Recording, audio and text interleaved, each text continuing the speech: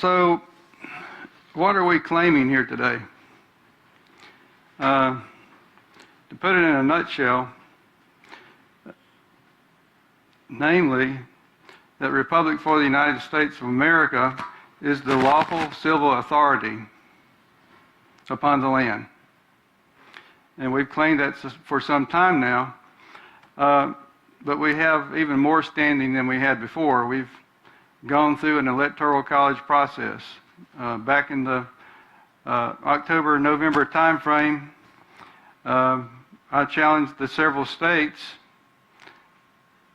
In other words, I handed the football off to the states to go through the electoral college process, that they would choose electors. Those electors would come together and follow the law. And that's exactly what has happened. So it's been an arm's length process for me as the acting president that I was able to step away from that. The executive branch did put publication in a national newspaper about the election, giving public notice. But I'm pleased to tell you today that the states did follow through, the several states did follow through. They did their job as prescribed by law, followed the electoral college process, and so I'm standing here before you today, no longer as acting president, but as president for the Republic for the United States of America.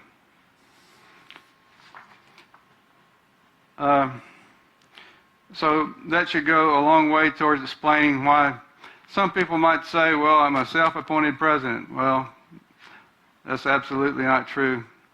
And the Constitution was followed to the letter. The people spoke, and you might ask, well, what right or authority did the people have to do what they did? Well, if you examine your state constitutions, you will notice that your legislators said in those constitutions that you are the sovereigns in that state. In other words, you have not only the right, but the obligation to step up to the plate when you see things are not being done correctly and make changes. So when the people across the nation, if you will, stepped up to the plate way back in November of 2010, the Republic for the United States had its first congressional assembly. Delegates from all the several states came together and they came up with a document, and they made it clear that we were re-inhabiting the republic that had been lost to us. That was done at that time, and we have documentation to that effect. I'd like to share our documentation with anybody who wants to see it, who has a need to know. Why do you think that you never are able to make any real changes for the better in Washington? It is because that corporation, the corporate U.S., is not yours. It belongs to someone else. It is a corporate government that has been put in place to manage you, not to represent you. That's a key point. How can a corporation represent you? The corporation is under the control of somebody else, and it's there to manage you, not to represent you. So it's not going to be able to do the job of a de jure government. One of the maxims of law, if you will, is that when a de jure stands up, whether it's a de jure grand jury, a de jure government, when it stands up, then the de facto must cease. So what I'm telling you today is that the de jure has stood up. The people across this country came together and did what was necessary to re-inhabit this republic. Now, during the Civil War time frame, President Lincoln and all the fighting that went on, well, the Union was preserved, but the Republic was not. because soon thereafter, in the 1871 time frame, Congress began to pass legislation that was not lawful. And they set up a corporation in Washington. And not only that, they passed legislation that would populate that corporation with persons.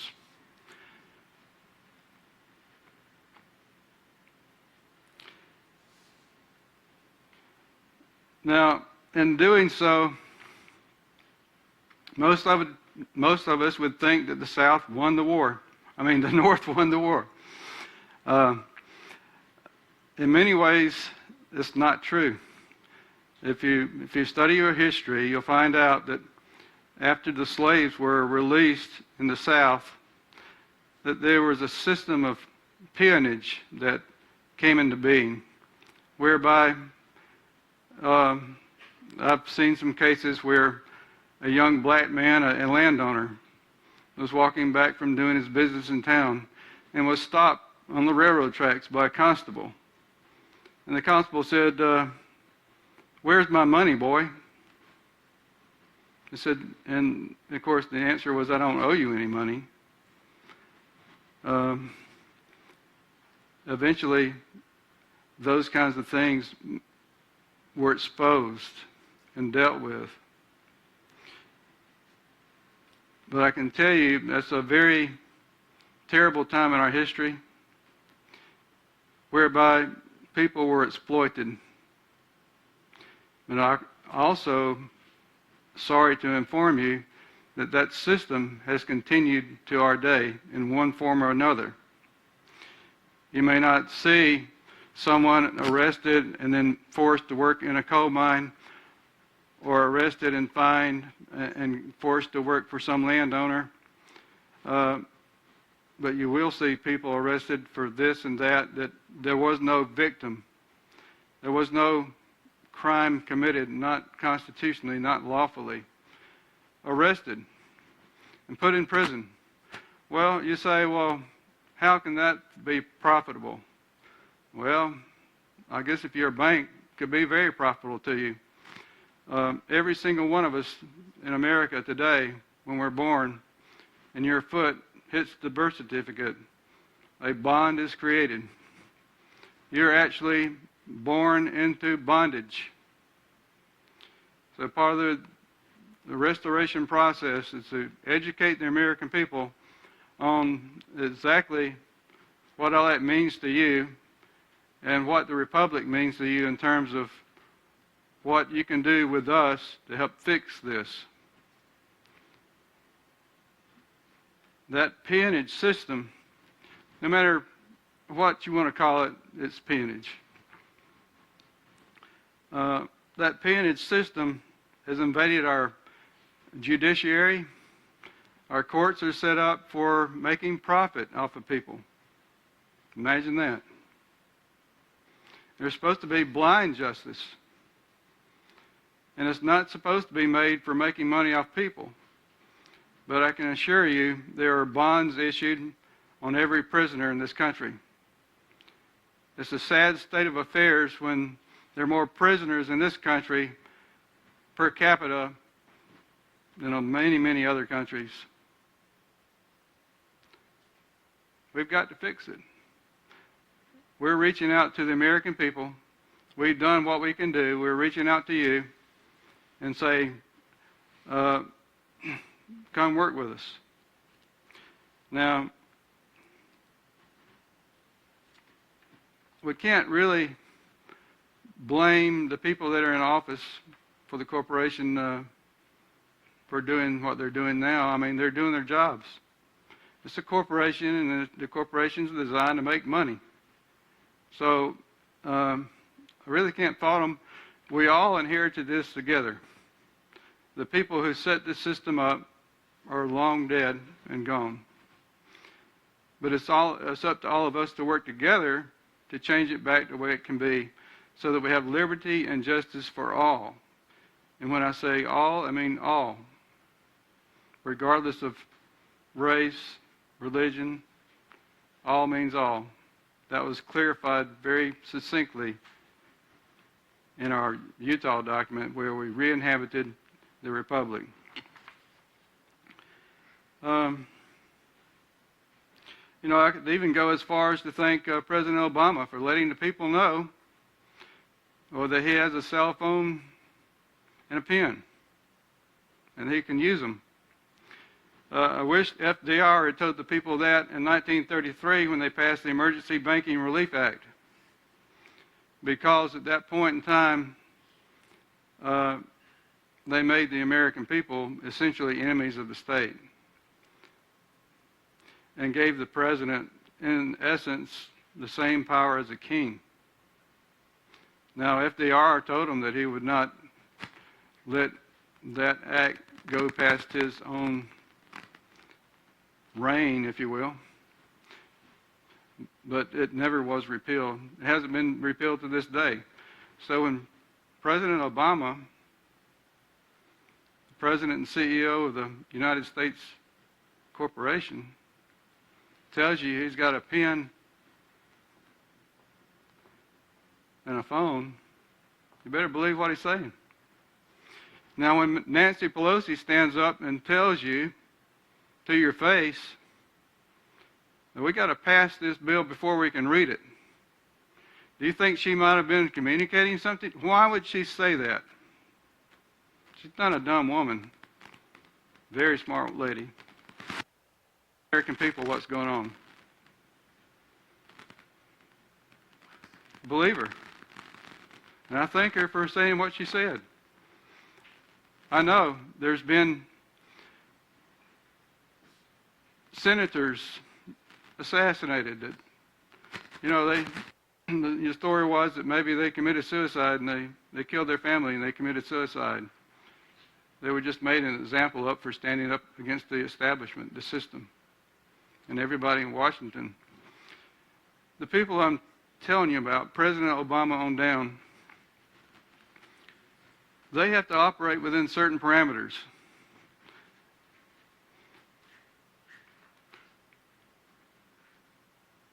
We're having some technical difficulties.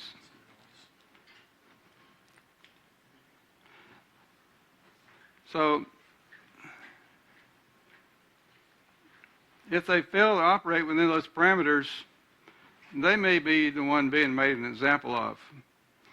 For instance, I would say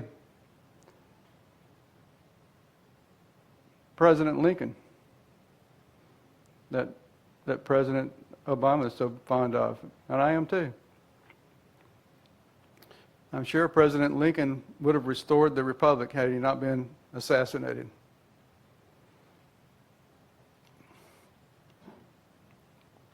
But here I stand today.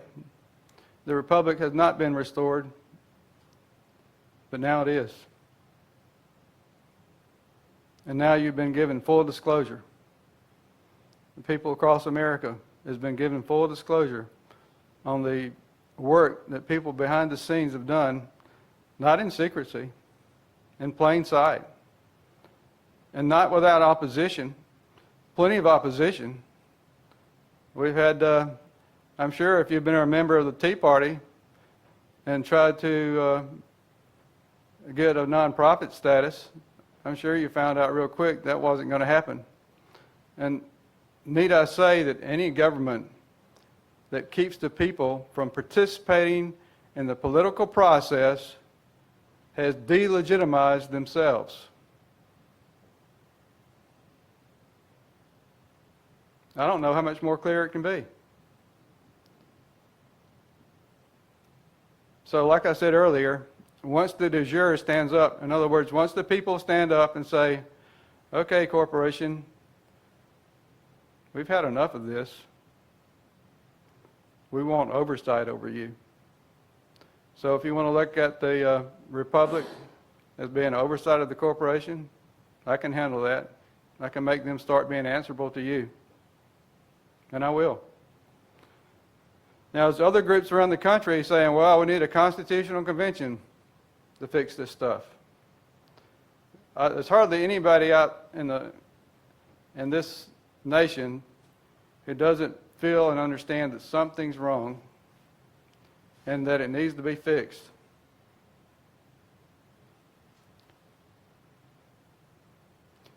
I'm here to tell you today, we've got the answer. But you can't go and change the constitution of a corporation and expect the corporation to act any differently. It will be the same party bosses making the changes back behind the scenes for their own benefit and to make profit off the backs of the people, as they've continued to do. Nothing will change. The only thing that's going to bring change is the republic for the United States of America that has been stood up in your midst. So we are calling out to you, the American people, to come join us. Don't be afraid. And remember, you not only have the right, but you have the obligation to stand up and to support what we've done.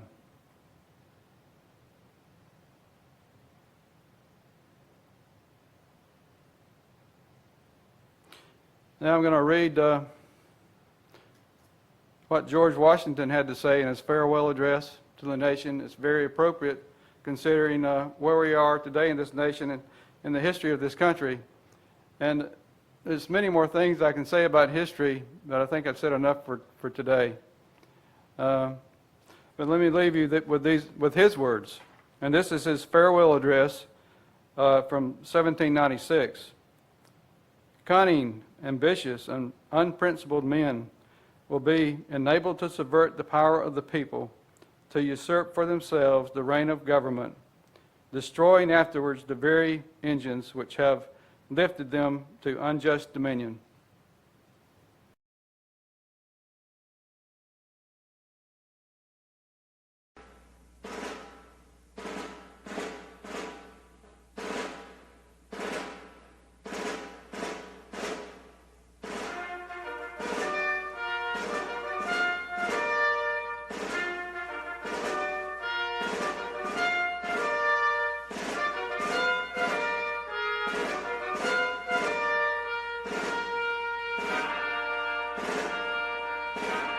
Mine eyes have seen the glory of the coming of the Lord. He is trampling out the vintage where the grapes of wrath are stored. He hath loosed the fateful lightning of his terrible swift sword. His truth is marching on. Glory, glory, hallelujah. Glory, glory, hallelujah.